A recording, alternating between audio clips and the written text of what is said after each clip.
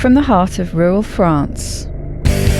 This is the Keto Woman podcast, brought to you by me. Hello Keto Lovelies, I'm Daisy Brackenhall, and I've spent most of my life struggling with my weight and confidence, and have always had a difficult relationship with food. Even when I finally got to my target weight after weight loss surgery and eating low carb, I couldn't maintain it and I was miserable. I've been keto now for over 2 years, and it has given me the freedom to fall in love with food again, without the constant gain, loss, guilt, virtue cycle of before. Health and happiness is where it's at now, running on fat. Welcome to the Keto Woman podcast. Each week I'll be chatting to inspirational women, maybe even the odd man, to discover the secrets to their success so that I can share them with you. So what is keto? Keto is a way of eating that enables you to switch your body's main fuel source from sugar to fat. Who doesn't want to be a fat burner, right? But how do we achieve this? A great place to start is by keeping carbs under 20 grams a day. So things like leafy greens and above ground vegetables, plus some nuts and seeds and the incidental carbs you find in things like full fat dairy. Choose delicious fatty proteins and be free and easy with oily dressings on salad and butter on your veggies. Once you're in the swing of things, you can tweak it to suit you. Make your own personalized keto.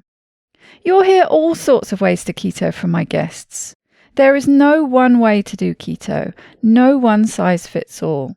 I hope to show you just how flexible and fabulous this way of eating can be. I'm not a doctor, and most of my guests won't be either, so we really can't give you medical advice.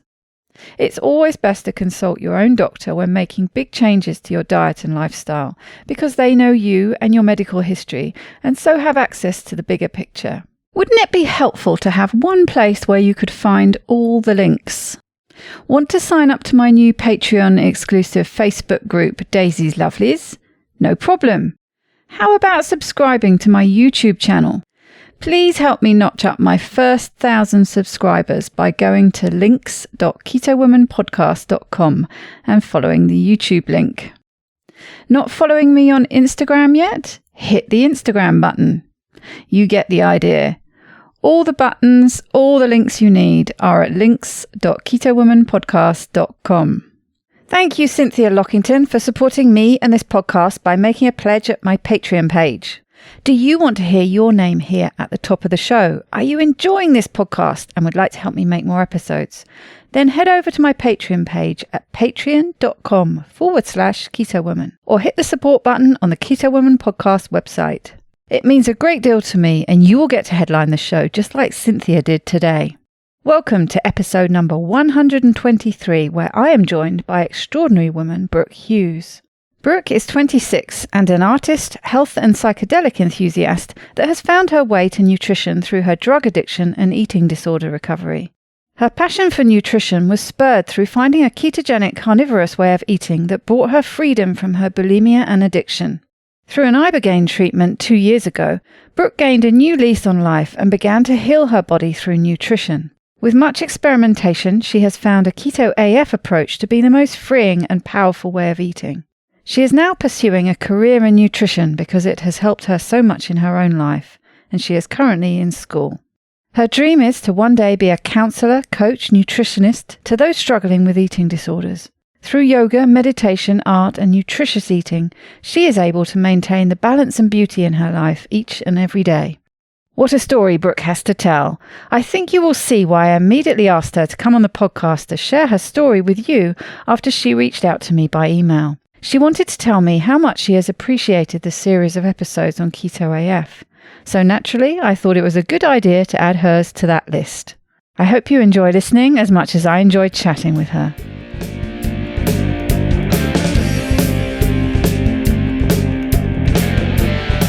Welcome, Brooke, to the Keto Woman podcast. How are you doing today? I'm doing good. Thank you. I'm so excited to be here. Well, it's very nice to meet you. You sent me an email and it sounded fascinating and I wanted to hear more about your story. So why don't you tell us a bit about you? I've always been a pretty small person, and my family we were really fit growing up and active, and I always felt really, for the most part, pretty comfortable with myself. But then around like 12, 13, I was in like a dance class and cheerleading and a bunch of different things like that. And I started to notice, like, even though I was a normal kid, I started to compare myself to the other girls in my, in those classes. And that's like when I really remember, starting to compare myself to them and kind of having this desire to want to be skinnier. Yeah, that was like 12 or 13. And then like, as I aged a little bit more, it kind of grew more and more. And I started comparing myself to the girls in my school and just kind of never really felt comfortable with myself after that. And so around like 7th or 8th grade, so like 13, 14, my friend told me about laxatives, and she was like, you can eat them, and, you can eat whatever you want, and then you just go to the bathroom and it just goes right through you. And I was like, oh, this is interesting. So piqued my interest, and I started taking laxatives, and it just got crazy after that. I was taking them every single day, and my parents, they caught on to it after a few months, and they were worried about me, and they were like, we think you might be starting to have an eating disorder. Even though I wasn't binging or purging or restricting, I was just taking laxatives. They were concerned, and so they asked me if I wanted to go to a treatment center for all girls for eating disorders, and I was like hesitant at first, but I figured as much, like I might as well give it a try. So I went to this all-girls eating disorder facility and was there for a few months. And I went in there, just taking laxatives. And I left there having been around all these girls that were really anorexic or really bulimic and just the whole spectrum, and a lot of women. And I had learned like this whole new toolbox of ways to be skinny, basically. Oh, no. I don't think I really thought I had a problem when I went there. So I think while I was there, it was just like at this young age where like I was kind of a sponge. It's just awful to think about. But anyway, so basically I left there, and, I was fine for a few months after I left, but then sort of the bulimia took over and the laxatives came back, and I was, starting high school and still, pretty thin, but, I was just out of control and eating all the time and throwing up all the time. And I was never good at restricting, really. So bulimia just like kind of piqued my interest, for lack of better words, because it just felt easy. And there was emotions I was trying to cover up, but I was just so caught up in it. That progressed for years. I did see doctors, and I had a really good family doctor, and she was really understanding. And she did have a lot of training in eating disorders, but her first instinct, I think, was for me to try that treatment center, and then also to be on a really high dose of fluoxetine or Prozac.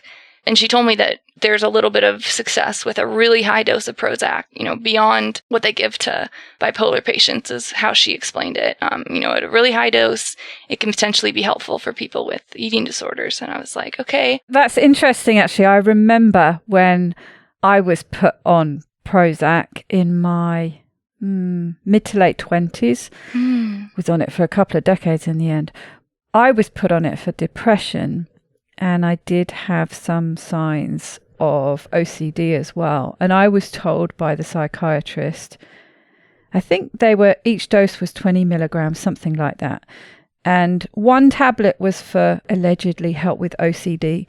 2 tablets helped with depression, and 3 tablets, and I remember this, helped with bulimia. Yes. So I think this was this sort of standard information. How well it worked, I don't know. I'd be interested to hear. Right. But yes, there seemed to be this sort of standard grading system for how much you needed to help. Interesting. Yeah, it was a long time ago when I was first put on it, so I can't tell you that I really noticed a difference. And I know that was, she even said that you probably won't notice a difference. But I do remember the last few years of high school kind of just being checked out in a blur. I used to be a really good student, and I loved school, and I was involved in all the school programs and, class president and all the fun things, and then towards the end of my high school, just completely checked out, so wrapped up in my bulimia and just depressed. And, looking back, some memories are pretty foggy. So maybe it was that high dose of Prozac. I'm not really sure. All I know is, maybe on some level it did help, but it didn't, my obsessive thoughts about food, didn't cease. So it was, yeah. But I continued taking it and continued. I did a lot of different therapies and things like that. But in the back of my head, I was like, is there something out there that I could eat whatever I wanted and stay really skinny? And that was like always my goal. I wanted to be like one of those people that was just rail thin, basically. And like I said, I was unsuccessful at being anorexic. I loved food way too much. So I was always hoping for that. Well, when I graduated high school and went to college in Arizona, I discovered methamphetamines, and it was like a complete change. It was just like life-changing, basically, in a horrible way. But I discovered this drug that I could do, and I could stay so skinny. I lost a bunch of weight. I was tiny, and I ate whatever I wanted, and for the most part did whatever I wanted. And I couldn't stay in school. School was too hard at that point, but I just wrapped my life around this drug, and it just completely took over. That progressed for a few years. I went to different treatment centers. I've been to a lot of rehabs, I think 6 or something like that, 6 different rehab facilities. One of the last times I went to an official, rehabilitation center was in Florida. And, I did all the right steps, and I got clean, but all these, as soon as I get clean, every single time it happens, because it's happened on several different occasions, my eating disorder that's been masked by this drug comes right back up, because I have to start eating again, and I have to start, trying to live again, and that just becomes so overwhelming. So every single time, it's like this repeating pattern. Every single time I went to a treatment center, every single time I got clean, I had to come face to face with my eating disorder, and it was excruciating.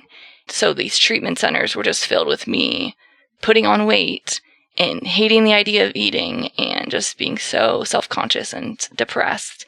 And then being released back out into the real world as somebody that, I'm not familiar with the adult Brooke, being 130, 135 pounds, at a healthy weight.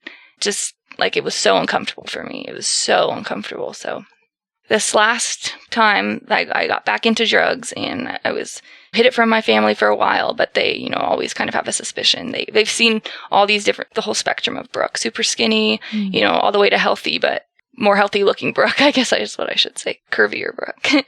I was able to hide it from them, and even my partner, he didn't know at first, but after, a few years of using again, everybody, I revealed that I had relapsed and that I was been using. And so, everyone was cheering for me still to get clean, but I knew that all these treatment centers I'd been to, I just didn't want to repeat that. And I wasn't confident in that they would work again. And so I wanted to try something different. So this was 2 years ago. So 2 years ago, actually about this time of the year, I started looking into alternative treatments, maybe a holistic rehab, or just kind of perusing different things. And I stumbled upon kind of an obscure treatment center in Mexico that did psychedelic interventions, psychedelic therapies, primarily ayahuasca and ibogaine. It was way out of my price range. It was really expensive, but an exclusive place. But it gave me an idea that, and I actually talked to somebody that went there. It gave me an idea that, it was, it was really powerful. So the word ibogaine had caught my attention, and it's a African root, or it's root bark from an African plant. So all these clinics all over Mexico and Canada offer this treatment. It's not legal in the United States, but it's legal in these other countries. And so I decided that that's something I wanted to do. I felt really called to it. So for months I planned for it, and got the money together and got my passport and everything ready. And everybody in my family thought I was crazy, but I just felt really good about it. There was something inside of me that knew it was different. In the summer of 2018, I went down to Mexico and did this treatment, and it was truly life-changing. I felt reborn. After I did it, it was 2 weeks staying at a facility, and then I went to kind of lived off the grid for 2 months after that in another part of Mexico as kind of an aftercare. And it was so incredible. I basically felt reborn. And after I'd done the treatment, it was the first time I felt like this young little Brooke that was running through the woods as a kid in Alaska, just playing and having fun and, talking to my imaginary friends or whatever I was doing as a kid, just being free. I felt that again, and it was like, it was amazing. So I knew that once I had gotten clean and like, things were changing, that I needed to adopt a way of eating, or at least have a better understanding of nutrition, so that I could stay clean and I wouldn't fall back into these behaviors like I had so many times before. Can I ask you a bit about the treatment? Presumably it's taking this, well, I hesitate to say drug because it's okay, yeah. I don't know how you would classify it. I would say medicine, plant medicine, but drug, yeah, but you could say drug, whatever you prefer. Substance, I There guess. you go. You take this substance that is part of the treatment plan. But what did that look like? Presumably there was some kind of lead-in and preparation, and then you took it as part of, I don't know, this is where I'd be interested to find out, some kind of ceremony or something like that. And then It sounds like you had this aftercare. It sounds like they took good care of you. I'd just be interested to hear what that journey was like. Oh, cool. Yeah, I would love to share that. Okay. Yes. So it's a ceremonial, beautiful experience. So I went down there and for a few days prior to the treatment, kind of sobered up and made sure everything was out of my system. And then we had this beautiful ceremony, and it's called a flood dose. When you get this large dose of ibogaine, you take it orally, and we wrote down our intentions, and it was very beautiful. And I was in a house with 2 other people that were going through the same treatment. I was coming off of amphetamines, and they were coming off of opiates. And it's very successful for opiates and also successful for amphetamines. But I think it's most popular by opiate recovery. So we had this ceremony, and then you take a very large dose and you lay down for about 24 hours, and you can't move basically. You can go to the restroom and stuff, but you're very nauseous, but also just this, you can feel this energy radiating through you, and it's just incredible. It's like nothing I have ever felt, and it's just incredible. For a few days afterwards, it's kind of, you're just kind of you're exhausted and kind of raw is how they like to call it. Your emotions feel really at the surface. And then after a few days, you wake up and you're everything is just shiny and bright, and the sun feels brighter than it's ever felt. And the ocean, we were right on the ocean just is calling your name, and everyone you talk to is you can feel their energy, and you can feel your own. That's the most important thing, is you feel all these emotions come through you, but you're not connected to them. You're not attached to them. It just gives you this space to kind of breathe and feel. And it's really incredible. And none of these urges to binge or to use drugs or anything were there. Not only that, but it gives you this time. They say up to 6 months. It gives you this chance to relearn a lot of things, which is right away what I felt. I felt this new feeling where I started reading and meditating and doing yoga and all sorts of things that I'd never really interested me before, but I wanted to do all these things. I wanted to give my body what it needed. The time at the treatment center is just eating fresh foods all around, because it was in Mexico, and so all around we would go little hikes and make little fresh meals and just chat, and it was just really relaxing. And then after that, I went out into off the grid for a few months with another family, and just did more yoga and kind of being with nature. And yeah, it was really, really amazing. But I knew after I realized, really this had worked, and that I felt completely different, that I needed to have a grasp on nutrition, because, that was something I needed in my toolbox. Right before I went down to Mexico, I had seen The Magic Pill, that documentary on Netflix about a ketogenic diet, and it had really piqued my interest. Then I went down to Mexico, and other things occupied my mind, but I came back to that after I'd done the treatment, and I was like, I really want to try this. And so I did. I stopped having anything sugary down there. I didn't have the tortillas or anything like that. I just basically ate a ketogenic diet, and I loved it. And one thing about ibogaine too, which is amazing, is at least I thought it was really incredible, is I didn't put on this initial bunch of weight right after I did it either. I was really slender from having been on amphetamines, and, I put on a little bit of weight, but it was just kind of normal, healthy weight, and I felt so okay with it. And so I just wanted to eat, but I knew I was nourishing my body, not just not just eating. So it was just a complete mindset change. So I spent, the time down there and started eating a ketogenic diet, and then came back home and moved in with my boyfriend and started really eating a amazing ketogenic diet. And it was incredible. It helped me so much. I was obsessed with it. I filled all my time listening to podcasts and learning more about it. And I just, it was because I had gone down that path right after I had this awakening, basically, that keto just filled my world. It was just like this missing piece that I never had. And I loved it. So I continued that for months and months. I initially started watching a lot of Dr. Berg. He's a keto guy that puts out a bunch of videos. Mm-hmm. So he really piqued my interest. And so I watched a lot about him and, his way of keto. One of the things he advocates for is 7 to 10 cups of vegetables, or at least he used to. I'm not sure if he still does, but anyway, so a lot of vegetables. And so yeah, that is a lot when you imagine it. It's like, oh gosh, yeah, I struggle to get through that much. Yes. He is kind of known for that, and I don't know why really, but yeah.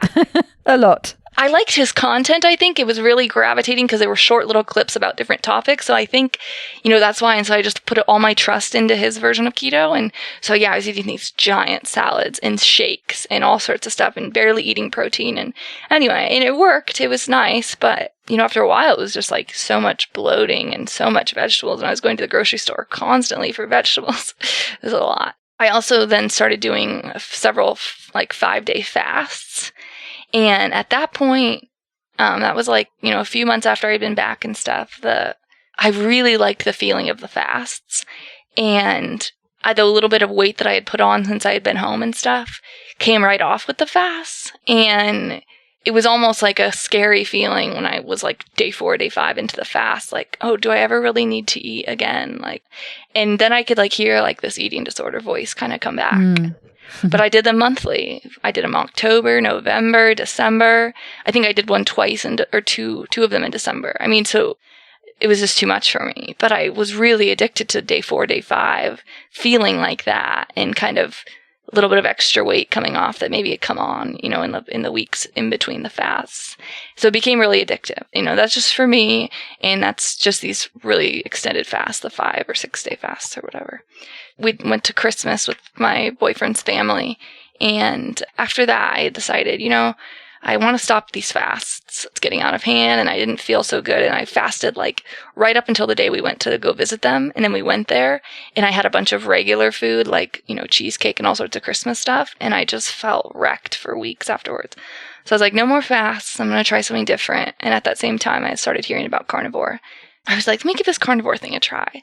I just have to let it, say my intentions for going into carnivore were, again, to kind of lose this little bit of weight that I had gained, for Christmas and just in between the fasts and stuff. So it wasn't just, for health benefits. I was watching all these people just drop weight that they couldn't from keto. And I didn't really have that much weight to lose. To be honest, looking back, maybe 5 pounds, probably just water weight from just kind of, eating crap here and there. But anyway, carnivore piqued my interest. I thought it sounded simplistic and I might as well give it a try. So in January 19th of last year, I just dove in, read this PDF. I forget the doctor that posted it, but it's just a PDF on how to do carnivore, basically. It was just eat until full, eat meat, and drink water. And if you want to include dairy, you can include dairy, but for the most part, just eat meat. So it was really basic, and I was like, okay. So I bought a bunch of meat and started eating 1 pound to 2 pounds every day. And that's basically, it sounded like the average for most people. Sometimes they say when they first start, they can, a few more pounds than that. But basically the average is 1 or 2 or, 2.5 or whatever pounds. But just go off of your hunger and eat to satiety. And so I did.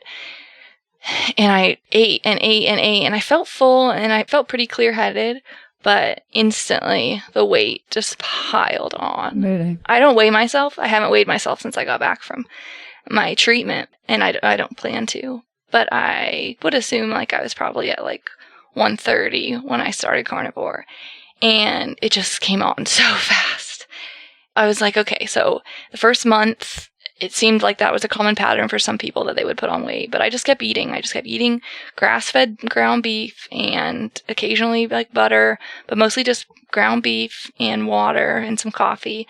After the first month, I was like, this weight might have just been a little bit of a kind of homeostasis or calibrate. I'm not really sure, but I accepted it and, continued on the experiment. And I started filling all my spare time listening to people's podcasts talking about carnivore and searching for the ones where people gained weight, because it was definitely, they were few and far between. But I was going to say, it's definitely not the norm, is it? No, it's not what you generally hear. Right, exactly. So like Kelly Hogan's story, I don't know how many times I listened to this one podcast in particular, just over and over, because, she said she gained weight for the first 6 months. So I was like, is this going to be 6 months of weight gain? Because this is the true test of if my eating disorder is in remission. Because it was really excruciating. I hate to say it, make it sound so terrible, but honestly, I felt like I was putting on a pound a day. So I went from 130 to probably like 160, 170. I'm not exactly sure. All I know is I went from smalls and mediums to larges and extra larges. And it was excruciating, and my mental health felt pretty good. I liked the simplicity of it, and I loved the fact that I could eat and feel full. And my boyfriend, he supported me the whole time. It was challenging. It was pretty embarrassing, especially because I work, I see customers all day long, and it was just challenging to be putting on this weight so quickly. And, I wasn't pregnant. I wasn't anything like that. It was just like weight gain, even though I'm very health conscious. So it was hard to explain to people, like, I'm doing this experiment, and yes, I'm probably going to gain weight for a few more months, but like, it's worth it. It was just, it was hard. And it wasn't like I needed to explain myself to people, but I almost felt like I needed to, because it was just so unusual, I felt like, and I was so self-conscious. Well, I think it's very much, I can imagine how much it tested your resolve, because what people have to appreciate is the context, is your context and where you're coming from, and how much, when you've been impacted by an eating disorder for so many years, how much even the slightest weight gain is going to impact you compared to other, we shouldn't get into comparison with other people, but you have to remember that context where it's like this real heightened awareness around your weight that to some people might think, when you started carnivore, you did it to lose weight, you only had to lose about 5 pounds. There are a lot of people out there maybe who've struggled with obesity for a number of years. But 5 pounds, that's nothing. Why? It wouldn't even cross my mind to be worried about 5 pounds. But that's where I'm just sort of bringing people's mind back to the context of this hyper awareness around weight that is so linked to your mental health when you're involved with an eating disorder. Yeah, I think that probably 80 to 90% of my time, or my waking hours, were spent thinking of what people are thinking of me. Because the food was taken care of. I went home every day.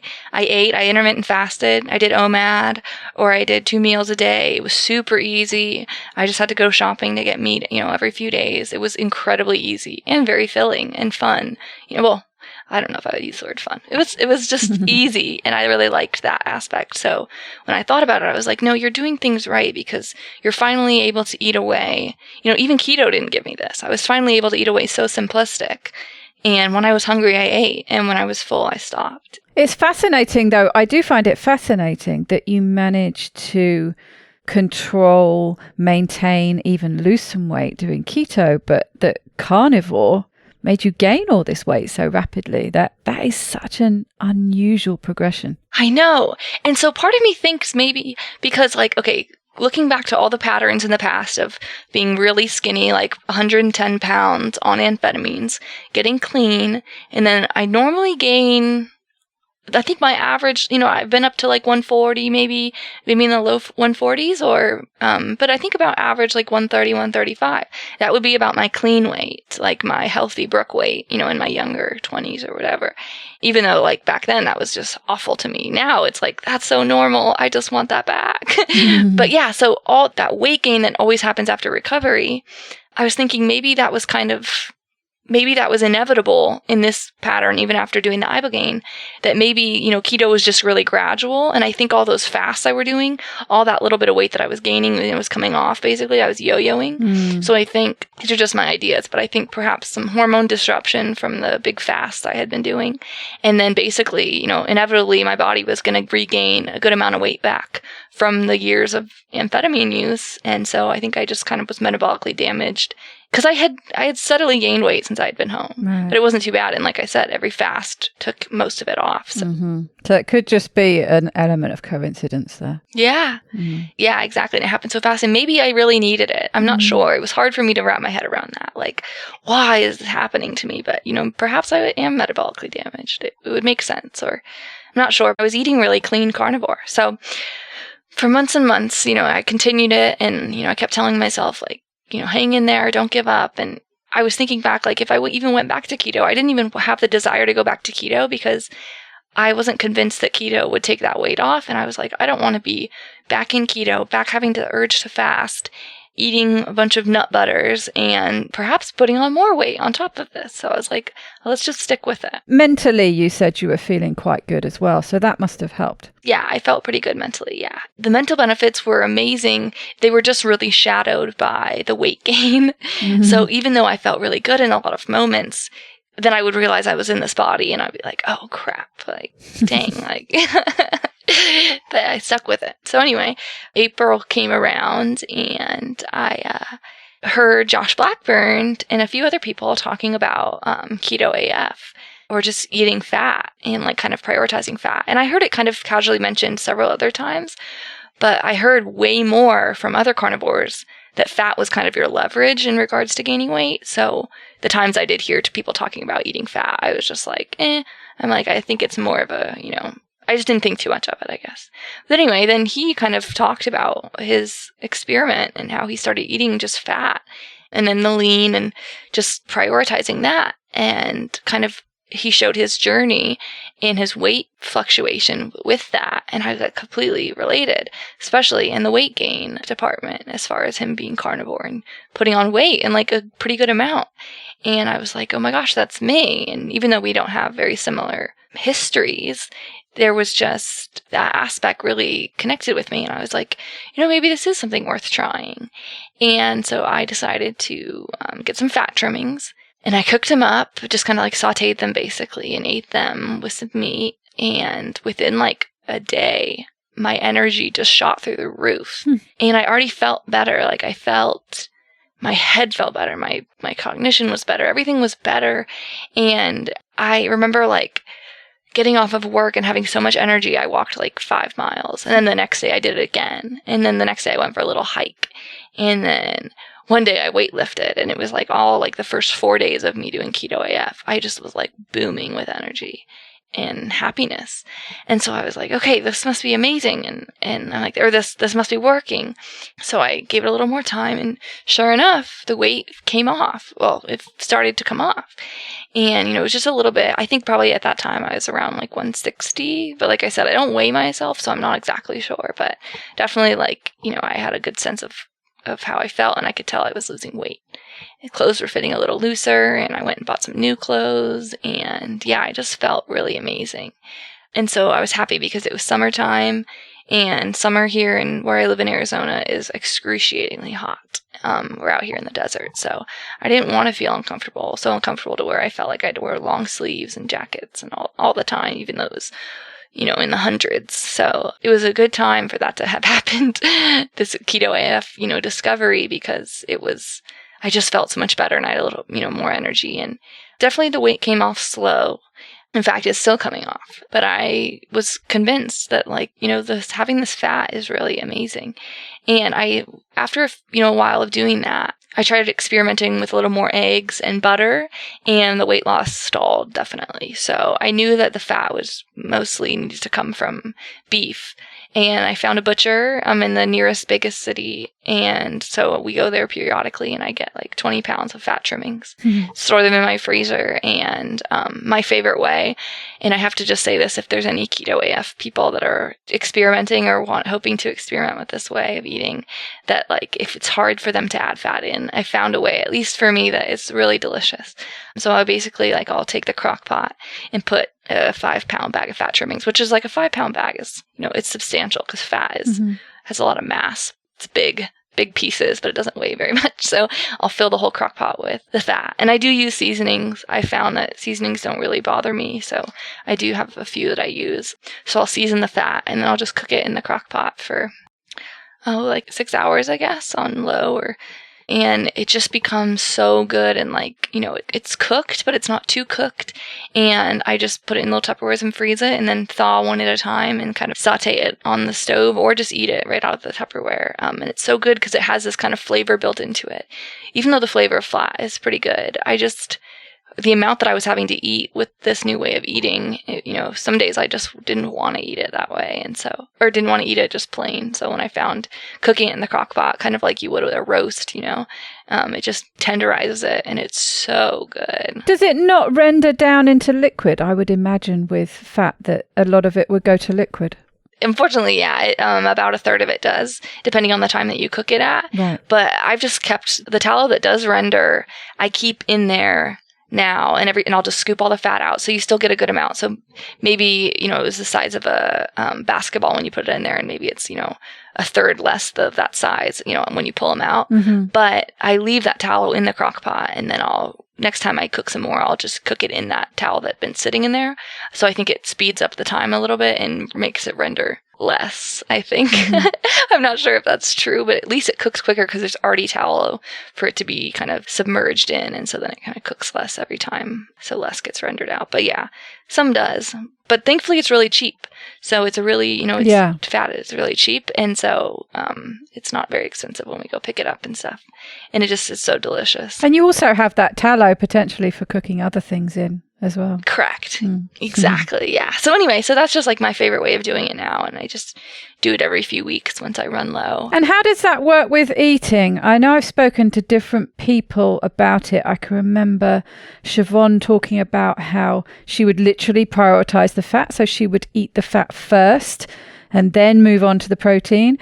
April was much more, butter was her fat of choice because she really didn't like the texture and taste of animal fat. Well, you know what I mean, literal animal fat. Oh, yeah. But her method was to take, a bite of butter with the bite of meat and do it that way. What's your approach? I love butter. And if butter could be my primary fat, I think I would, I would love it. But I kind of use butter a little bit more sparingly now. But in regards to the fat, I kind of do the Siobhan method. And I think from her, or, whoever was kind of the first people to kind of start talking about it, I remember hearing that. Eat the fat first and then the lean. And it's so true what she said. You do have this hunger for fat and you're eating it and it's so good. And then you get to this piece and it kind of feels good and you're bringing it up to your mouth and you're like, oh, no way. You're looking at it no, it can't happen. So then you're so full of fat, but you have this other compartment, this other hunger that's just as powerful for this delicious lean meat that you're about to eat. And for me, primarily it's grass-fed beef or bison or most of the time ground meat. I don't really care for super chewy meat. Even steak. I know it's oh, that's a bad thing to say in this community, but I honestly you're going to get banned from the carnivore community. Yeah. What? You don't like ribeyes? I do love them. Yeah, I know, right? It's just the fact that ground beef is just so easy to eat. I really like that. So then you just have this hunger for the lean or whatever kind of meat you're going to eat, and it's just really filling. And I found now eating keto AF, I do better with about 2 meals, about, a few hours apart, but just the fat and then some meat, and then a little bit later I'll get hungry and I'll kind of let it build. So it's worth it, I want it to be another really good meal. So I'll wait till I'm a little bit hungrier and then do the same. And it's just very satiating, I could not. I have never been able to achieve with anything else. And I have never remember having a feeling of being that fully satiated, yet comfortable, not bloated, none of those things, but just pure satiation ever in my life until Keto AF. So it was really amazing. And it was a bonus that the weight started coming off. The boost of energy definitely kind of peaked after a few days, but my energy has definitely been higher since that, and my overall mood, and I'm sure part of that's tied in with, having lost some of the weight and stuff, but I'm very happy with this way of eating. I want to eat this way for the rest of my life. At least if it continues to work for me, I really love it. And even my family, like when I'm around my family, if we go out to eat or whatever, I will bring a little Tupperware of these little fat trimmings I have and eat them alongside whatever I eat. And, they don't laugh, and they totally support me, and, they find it interesting, and yeah, and same with my boyfriend. So I'm very happy with that. Well, they must be thrilled that you've found something that puts all these things that must have worried them so much into remission. I doubt, well, they obviously don't care, what it is that you've got your little tubs of fat, however weird that may seem. Right. Who cares? If it works, if it makes you healthy and happy and full of energy. I mean, you were talking about these different things, and it just, logically speaking, when you made that subtle change, because it is quite a subtle change, it's like going from being, say, quite strict keto to carnivore. It's not a massive leap. It's not like the leap from going from a typical American SAD diet to carnivore. That's a massive, massive leap. Even going to a fairly liberal keto is a massive leap. But so going from carnivore to keto AF is not a massive leap. It's like this little tweak. But it sounds like, logically speaking, you just found the right balance of fuel source to feed your body correctly and feed your mitochondria correctly. I mean, you must have done to get this sudden release of energy. It's like they're sitting there waiting. All of a sudden, they get the right fuel. And it's like, well, hey, oh, right, she's feeding us right now. Yes. We can start pumping out the energy as we're meant to do. Yes. And when I get hungry, if I think about a meal now, and I think which, I never let this happen, but if I think about a meal and I can't not picture fat there, or I can't not picture fat there. If we were to go out to eat and I would just order a steak or a burger patty, it would just seem so sad for me to just eat that without the fat, to be honest. I know my body needs the fat. I know it. And I don't know if it'll always need it, or maybe it'll need less or more, at different times. But I truly know that it's something I need for fuel, because there's nothing like the feeling when you're hungry and then you eat a piece, and it doesn't take much, maybe smaller than a fistful. But wow, it's just incredible. You just feel, I could just feel it go right to my brain. I swear, I can tell it's fuel for my body. And then, eating the protein to, maintain my muscle and for building blocks. But the fat is a component that I just completely underestimated. And I kind of say this not jokingly, but sort of, I wonder, honestly, if at any time I had been to one of these treatment centers in the past, and had they said, I know your bulimia is really bad and you're eating all these weird things and throwing up every time, but let's try eating some fats. And, and I know back then ketogenic wasn't as popular and stuff, but honestly, having built a meal around that, maybe nuts and fish and fat and some veggies or whatever, I wonder, would my brain have started to change? Would I have felt full and satiated and not had the urge to binge? Because when I was back in my eating, really bad in my eating disorder, I was eating the weirdest things. In high school, I lived off of Sour Patch, Red Bull, Rockstar, energy drinks, and Goldfish. And I would eat them till I was sick, and then I would go and throw them up. And I did it every single day. And then occasionally when we would go out to eat, whatever meal I would get something really weird that I thought would be healthy for me. But even the idea of it even being in my stomach was so bad, I would have to throw it up. So it was I never felt full or good.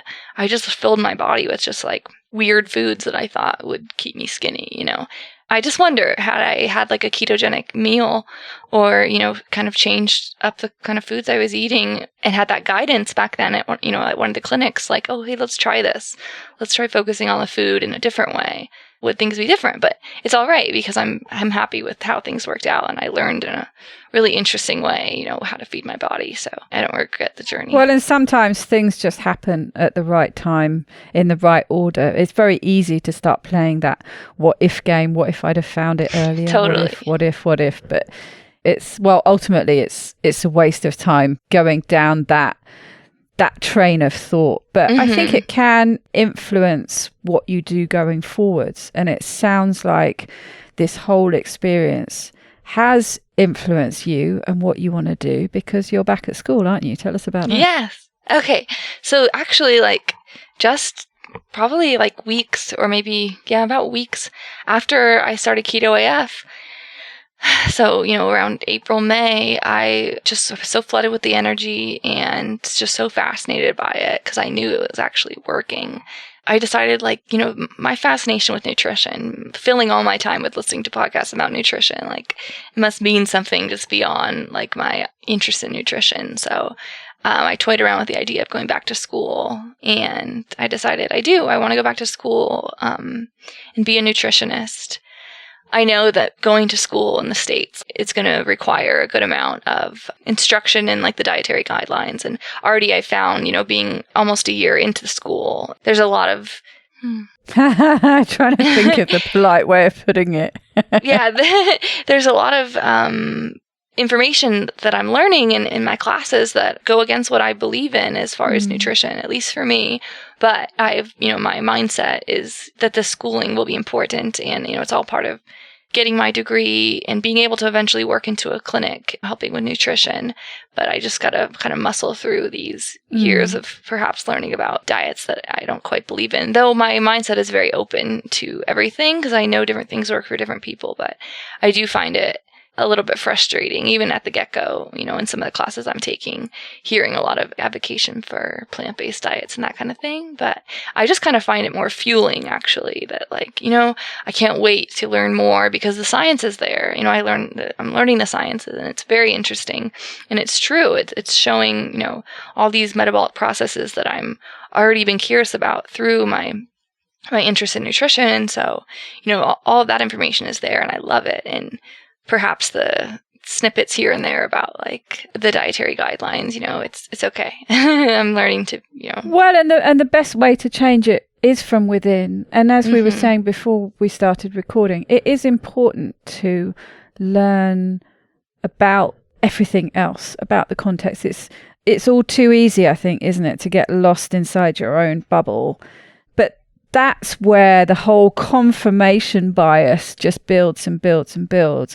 And so learning about various other approaches, even though they go completely against the grain as far as what you found works for you, as you found when you started carnivore, that works so well for the majority, it seems anyway, of the carnivore community, it didn't work that well for you. Yes, it worked to a degree, but it wasn't until you made that tweak with the fat and switched to Keto AF that you found that it worked for you. So I think learning about all those other things is important because there are other people that might benefit from a different way of eating to you. So like you saying, it's good to remain open-minded and aware that different diets suit different people. There are people that vegan way of eating works great for, but that's completely opposed really to what you believe in and what works for you. But being open-minded, I think that's what's lacking a lot of the time. You just end up with this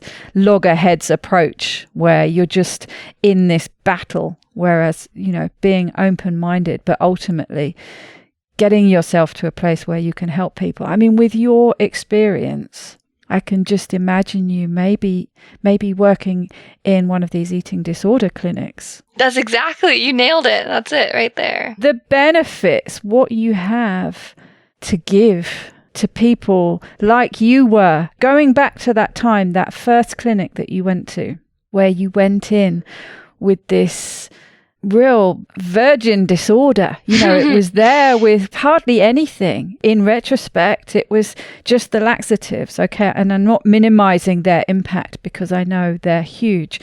But you went from that to coming out with, as I think, as you put it, all these other things in your toolkit. Well, can you imagine if you'd gone in and you'd have been treated by somebody like you?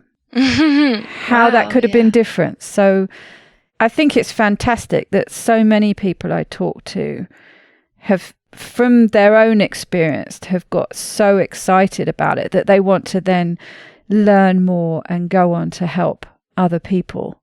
But the really exciting thing about it is thinking about the impact that people like you are going to have in the future for so many people.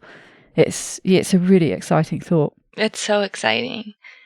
Yeah. I love thinking about it. Yeah, I say this all the time, that my dream would be to work with young men and women who are struggling with their relationship with food, especially at a young age.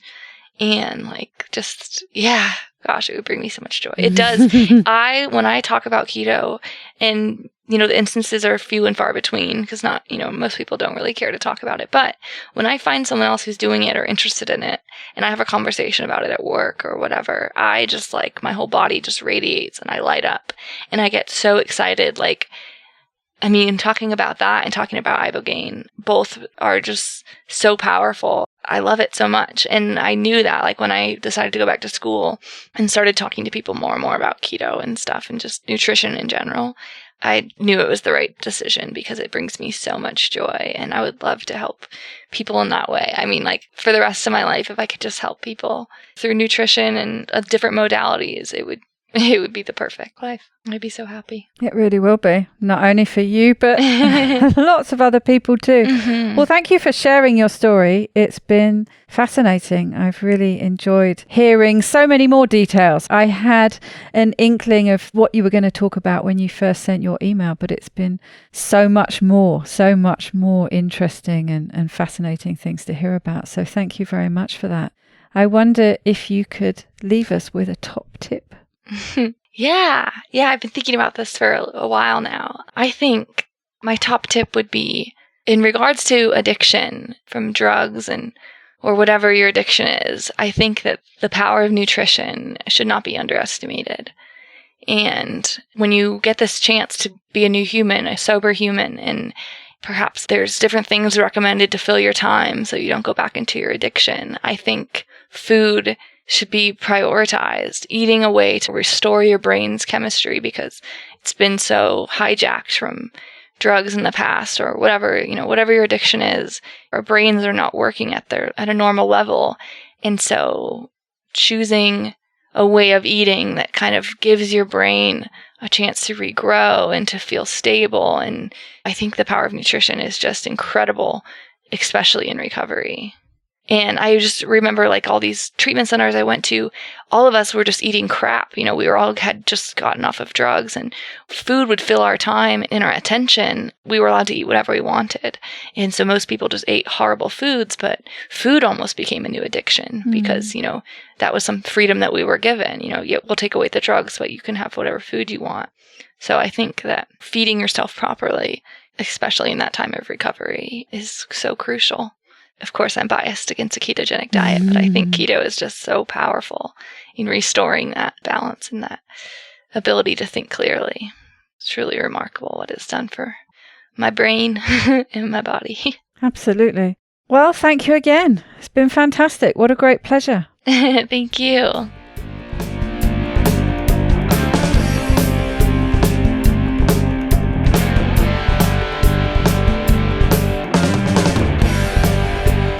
To get the resources and links from this show, please go to ketowomanpodcast.com/episodes. Please share this podcast with as many people as possible by sharing one of my links or just taking a screenshot of an episode that you enjoyed. Reviews really help raise the profile of the podcast, which gets it in front of more people, but also helps me attract a wide variety of guests. So please take a minute to leave a review on whichever podcast app or platform you like to listen on. It doesn't go unnoticed by me, the people who regularly like, share and comment on my posts. Your support really does mean the world to me. Thank you. Are you enjoying this podcast? Help me make more episodes and videos by making a pledge at my Patreon page, patreon.com/Keto Woman, or simply hit the support button on the Keto Woman podcast website. Don't forget to join in the fun on the Keto Woman podcast Instagram and Facebook pages, and Daisy_Keto Woman on Twitter. Are you my next extraordinary woman? Maybe you've got an idea for a show, a topic you would like to hear about. Let me know how I can tickle your earbuds by dropping me a line at daisy@ketowomanpodcast.com. This week's end quote is from Millard Fuller. Millard. My first cat was called Millard, named after the Millard building where my mum used to work. There you go. It is easier to act yourself into a new way of thinking than it is to think yourself into a new way of acting. Bye-bye, Keto Lovelies.